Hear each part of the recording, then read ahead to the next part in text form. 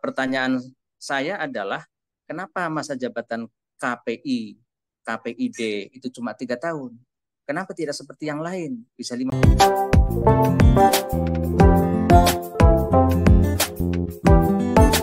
Assalamualaikum warahmatullahi wabarakatuh.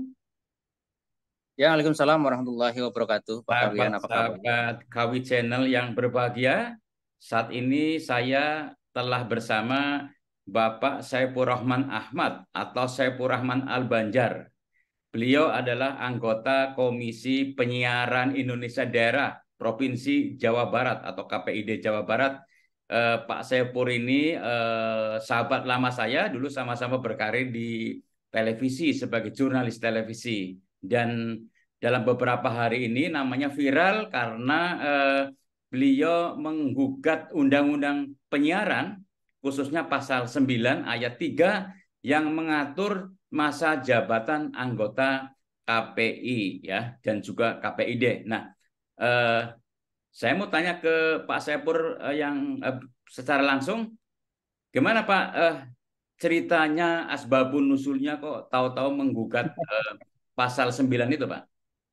Ya, ini bahasanya bahasa khas Kawian ya. Pak Kawian, jadi asbabun nuzulnya itu beginilah. Sebagai anggota KPID Jawa Barat, saya ini secara pribadi maupun juga kemarin ada rombongan melakukan diskusi ya. Sebelumnya ini jauh sebelumnya sebetulnya.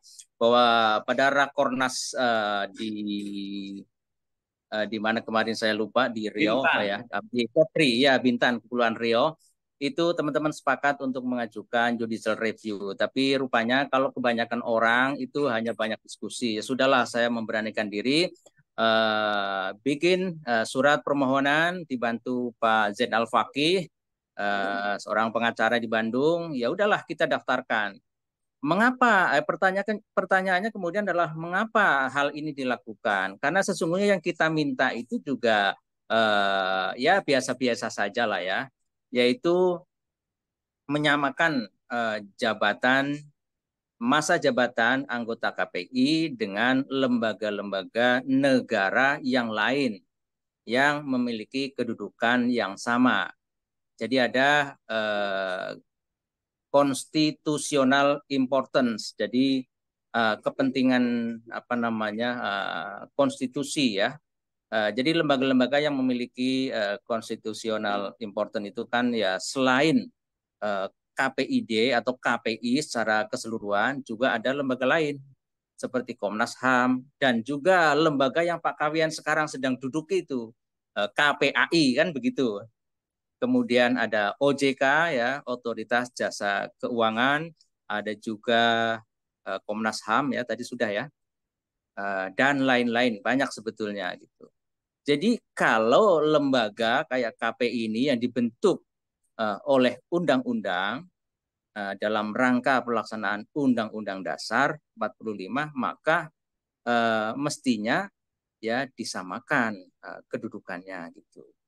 Dalam arti bahwa dalam konteks yang lebih spesifik, ya pertanyaan saya adalah kenapa masa jabatan KPI, KPID itu cuma 3 tahun? Kenapa tidak seperti yang lain bisa 5 tahun kan begitu gitu? Jadi mengharapkan Pak Saipur itu supaya masa jabatan KPI dan KPID itu disamakan dengan lembaga-lembaga yang lain. Ya, itu persis permohonan kita. Oke, Karena alasannya begini, bisa dilanjut. ya silakan. Jadi kalau tidak sama, pertanyaan saya adalah apakah ini tidak atau bukan perlakuan yang diskriminatif gitu. Loh, kita kedudukannya kan sama. Kenapa diperlakukan berbeda gitu? Apakah mungkin Undang-Undang Penyiaran pasal 9 itu bisa diubah atau setidaknya ditafsir ulang kan begitu? Oke, Pak Saipur juga menyebut bahwa dengan adanya perbedaan itu, Pak Saipur menyebut ada kerugian atau KPI, KPID dirugikan secara konstitusional. Ya, jelas itu salah satu yang menjadi syarat utama bahwa kalau ada kerugian secara konstitusional maupun pribadi ya kami adalah pihak yang dirugikan karena apa? Karena artinya diperlakukan tidak sama gitu. Kerugian yang lain ada loh, kita ini kan lembaga negara, kenapa dibedakan begitu? Ya kerugian-kerugian lain secara kinerja mungkin yang lain-lain kan juga sudah terlihat, misalnya gitu ya. Kalau misalnya hanya 3 tahun, itu orang lain yang mau masuk kan perlu waktu untuk menyesuaikan diri, misalnya begitu. Jadi dan kita yang sudah di dalam pun tidak bisa berbuat banyak atau berbuat lebih untuk meningkatkan kualitas kinerja dalam hal memfasilitasi masyarakat di bidang penyiaran, dalam hal mengawasi lembaga penyiaran TV maupun radio. Apalagi misalnya Pak Kawian di Jawa Barat ini kan lembaga penyiaran kan luar biasa besar gitu. Ada 437 lembaga penyiaran radio maupun televisi. Nah, pekerjaan kita ini kan mengawasi siaran-siaran itu gitu. Dan Jawa Barat ini adalah wilayah dan jumlah lembaga penyiaran terbesar di Indonesia gitu. Penduduknya juga 1/5 kan, 50-an juta gitu. Jadi kalau cuma 3 tahun ya cuma bisa ngapain gitu. Jadi kenapa, pertanyaan saya adalah kenapa tidak bisa dimaksimalkan 5 tahun? Oke, Pak Saifur, saya mau konfirmasi. Jadi ini yang mengajukan hanya Pak Saifur dengan didukung oleh tim advokat, begitu? Iya, sementara sampai hari ini sejak 2 atau 3 hari yang lalu setelah permohonan diajukan baru saya gitu. Karena sesungguhnya setelah ini akan ada banjir gugatan gitu, menyusul menyusul yang saya lakukan gitu. Dalam arti teman-teman yang belakangan ini akan menjadi eh, penggugat intervensi atau turut menjadi penggugat begitu. Jadi ada pihak terkait kayak gitu. Jadi sebentar lagi ini akan ada daftar-daftar menyusul begitu. Yang penting pintu sudah saya buka. Selanjutnya nanti ada koreksi dari Mahkamah Konstitusi, apa yang perlu dipersiapkan, apakah ada yang lain mau masuk, masih terbuka karena ini baru didaftarkan. Kira-kira begitu Pak Kawian. Oke, Pak Saifur, saya mau konfirmasi lagi bahwa yang Bapak gugat itu hanya pasal 9 Undang-Undang Nomor 23 Tahun 2003 tentang penyiaran ayat 3, nggak ada pasal lain. Tidak ada pasal lain, ya hanya itu gitu. Karena itu yang selama ini menjadi wacana di dalam revisi Undang-Undang Penyiaran. Kita sudah beberapa kali mendengar bahwa Undang-Undang Penyiaran itu akan segera disahkan nanti bulan Juli tahun 2002 misalnya. Ada juga janji yang lain bahwa dalam beberapa bulan ini akan segera disahkan. Tetapi kan kita juga harus paham bahwa anggota dewan ini kan sibuknya bukan main gitu, bukan hanya mengurusi KPI atau KPID saja, tetapi juga ada undang-undang lain yang jumlahnya juga ratusan. Oleh karena itu, kita tidak perlu menunggu waktu, nanti habis waktunya kita tidak bisa mengapa-ngapa gitu kan. Oleh karena itu, ini adalah pintu lain yang bisa kita lakukan dalam rangka apa? Dalam rangka memastikan tugas dan kewajiban kami sebagai komisioner Komisi Penyiaran Indonesia bisa terjamin dan bisa efektif melakukan tugasnya. Kira-kira begitu. Eh, Kenapa Anda juga tidak sekalian mengajukan gugatan terhadap atau misalnya diusulkannya kewenangan KPI dalam melakukan pengawasan konten-konten yang ada di media baru seperti YouTube dan sebagainya? Nah, itu nanti kita tunggu hasil revisi Undang-Undang Penyiaran yang sedang sudah ada di DPR gitu. Khusus untuk konten-konten terkait dengan media sosial, Komisi Penyiaran Indonesia Daerah Jawa Barat sudah punya jalan keluar, yaitu sedang dibikinkan surat keputusan gubernur untuk memberikan kewenangan kepada komisioner KPID Jawa Barat untuk ikut juga melakukan pengawasan terhadap konten-konten media sosial gitu. Namanya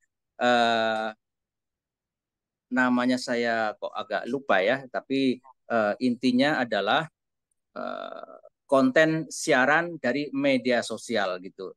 Jadi ini segera dipublikasikan, sebetulnya sudah berjalan, tapi memang kewenangannya hanya sekadar mengawasi, memberikan rekomendasi kepada pihak terkait untuk ditindaklanjuti.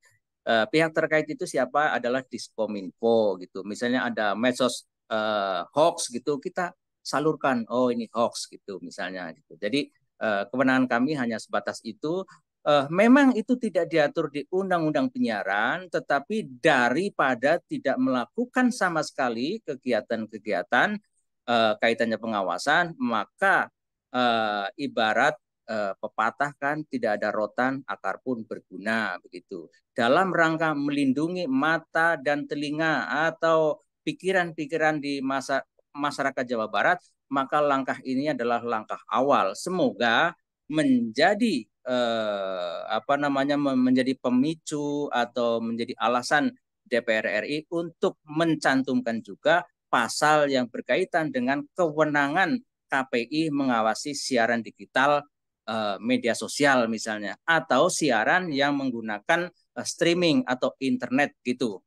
Meskipun sesungguhnya kita sekarang kewenangan KPI ini kan hanya pada siaran Lembaga atau penyiaran. penyiaran yang menggunakan frekuensi publik ya. Jadi hanya ada radio dan televisi yang menggunakan frekuensi. Di luar itu kita tidak punya kewenangan. Nah, kita juga mengharapkan DPR yang sekarang sedang bekerja itu bisa mengakomodir atau setidaknya memikirkan hal ini supaya keamanan publik masyarakat di bidang siaran internet ya, siaran media sosial bisa diatasi. Kira-kira begitu Pak Oke, Kawian. Pak Saiful, saya ingin tahu ya bagaimana Pak Saiful memberi penilaian atau menilai proses revisi Undang-Undang Nomor 23 Tahun 2003 yang 2002 ya, yang sampai saat ini belum jelas kapan akan disahkan gitu.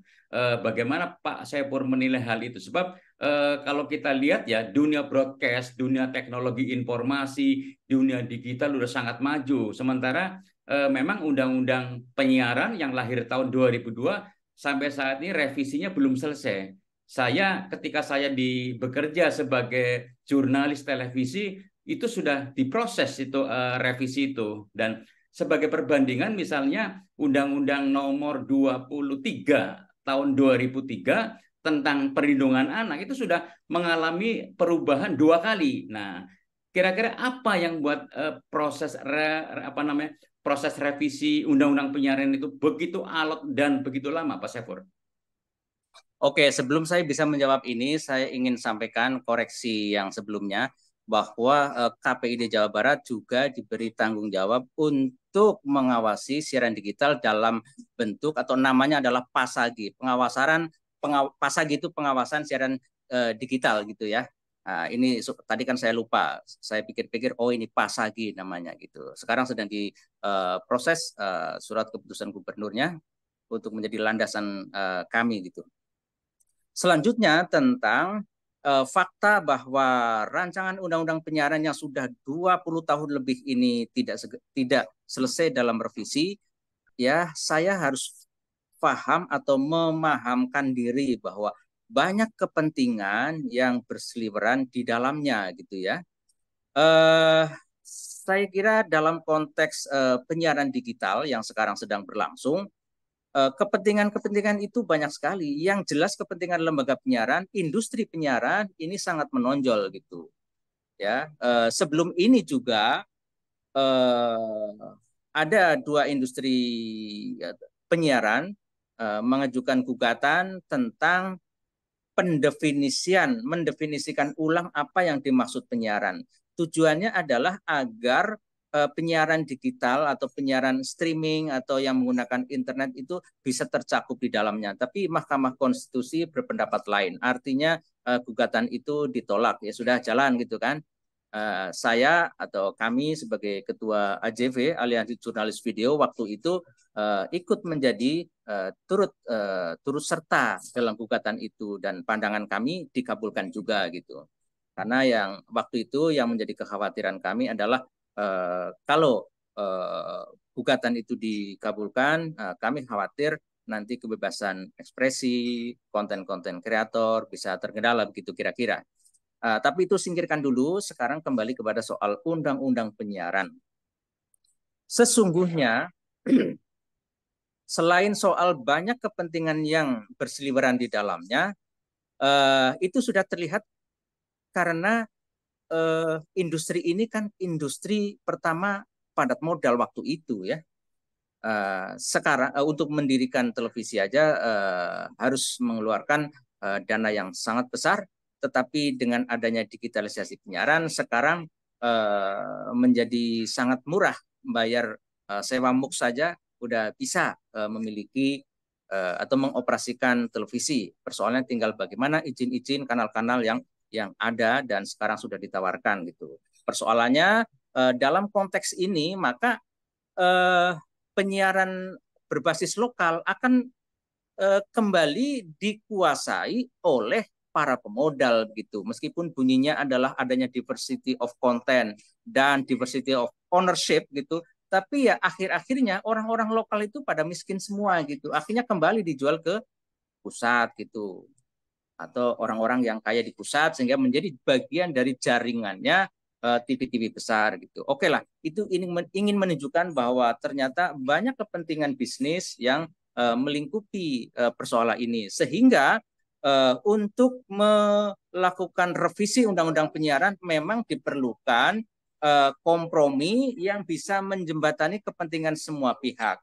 Kita ingatlah ada teori namanya cybernetic Talcott Parson ya, itu bisa menjelaskan hal ini bahwa untuk membuat undang-undang banyak kepentingan karena sistem penyiaran ini menjadi subsistem dari penyiaran atau secara global gitu.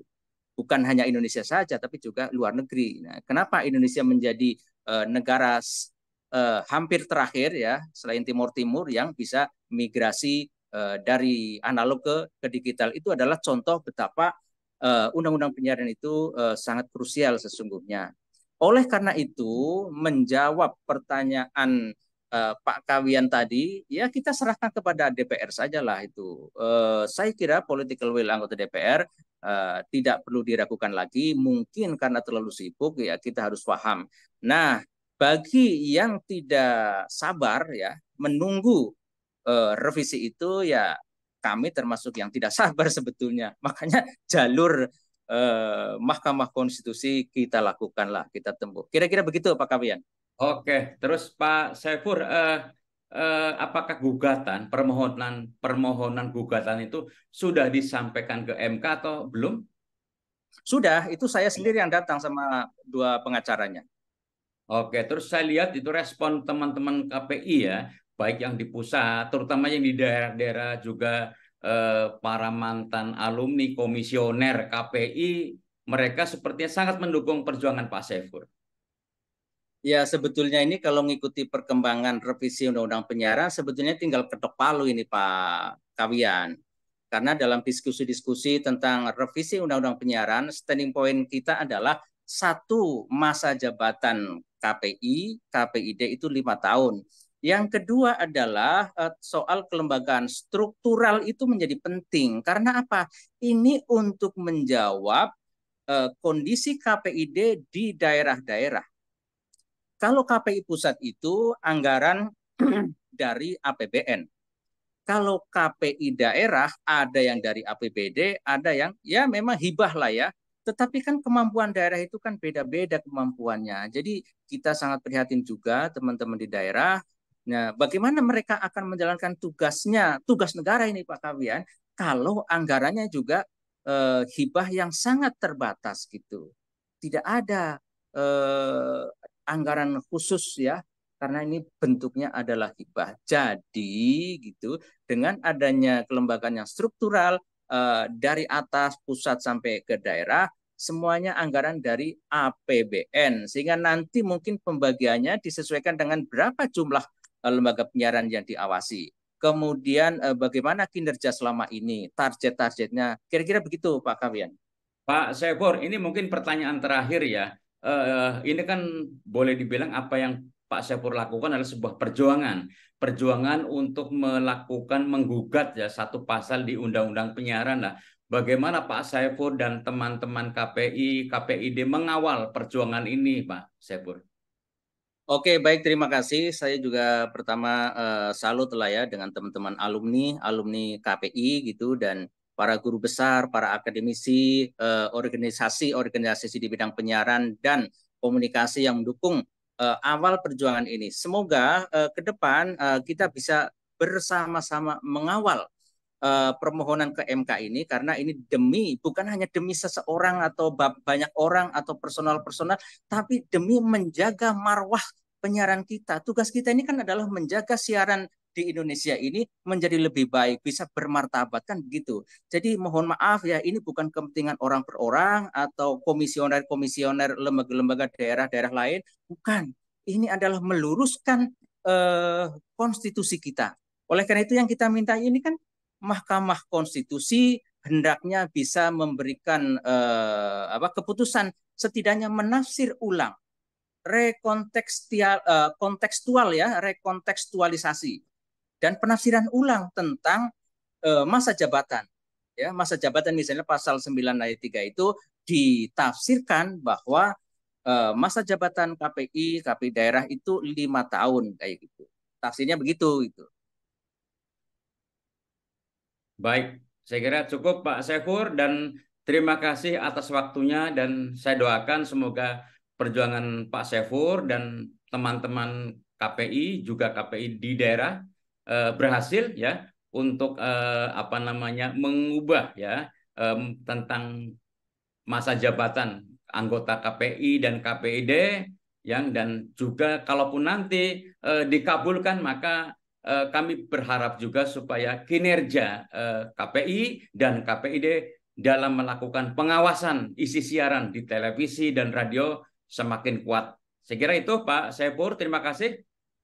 Baik, terima kasih Pak Kawian kesempatannya. Mudah-mudahan ini juga didengar oleh teman-teman yang lain bahwa kita sedang ikhtiar untuk kemajuan penyiaran Indonesia ke depan. Kira-kira begitu Pak Kawian. Terima Baik, kasih. terima kasih. Assalamualaikum warahmatullahi wabarakatuh.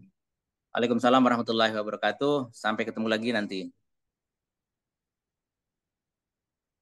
Assalamualaikum warahmatullahi wabarakatuh. Ya, Waalaikumsalam warahmatullahi wabarakatuh. Pak Kawian, apa kabar? Sahabat-sahabat Kawi Channel yang berbahagia.